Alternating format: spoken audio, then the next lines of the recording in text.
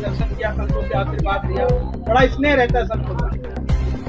8 जनवरी को मेरा जन्म दिवस मेरा जन्मदिन पड़ता है, लेकिन इस बार अत्यधिक व्यस्तता के कारण, जो कि राष्ट्र कथा की तैयारी में काफी समय लग गया, इन 8 तारीख तक कथा चली, समापन हुआ, भंडारा हुआ, तो उस कारण मैं अयोध्या नहीं आ पाया था। और बीच में इसलिए नहीं आया कि हेमंत दास नहीं थे, तो बिना इनके मैं दर्शन कैसे करूं।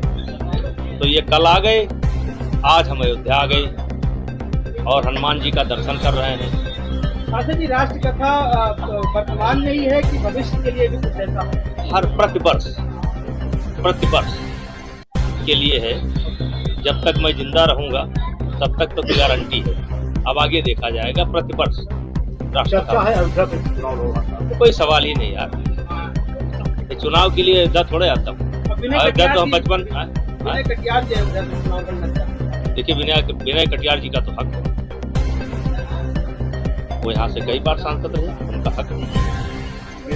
मैं चाहूंगा कि विनय कटियार जी को अयोध्या से लड़ाया जाए, वो विषय।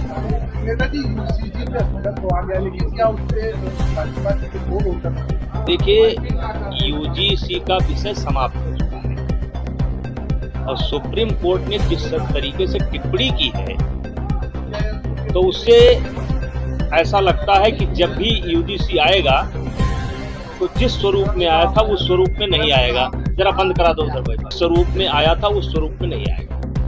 और मैं आज हनुमान जी की पावन भूमि पर हूँ, दर्शन करने आया हूँ। हम सुप्रीम कोर्ट को बधाई देते हैं कि उन्होंने एक बहुत बड़े विवाद को टाल दिया, नहीं तो जो हमारा समाज का ताना बाना था सब बिखर जाता। देखिए, उसमें कोई नई बात मैंने नहीं कही थी। प्रतिदिन हमारे गांव के बच्चे आते हैं और सब जात धर्म के भी आते हैं, मुस्लिम भी आते हैं और बच्चों के साथ खेलते हैं। और शाम को जो कुछ भी घर पर उपलब्ध होता है उनको नाश्ते के रूप में दे दिया जाता है, बच्चे खिलाते हैं। और वही बात हमने कहा कि अगर ये बिल लागू होता है तो क्या गेट पर इनसे पूछ करके कि आप ओबीसी हैं अंदर ना आवें, आप पिछड़े हैं अंदर ना आवें, आप दलित हैं अंदर ना आवें, तो ये ठीक नहीं है।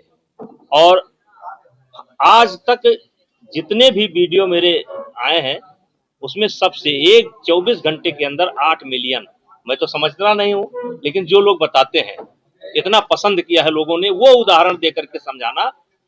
और मैंने ये भी कहा कि केवल यही नहीं खेलते हैं,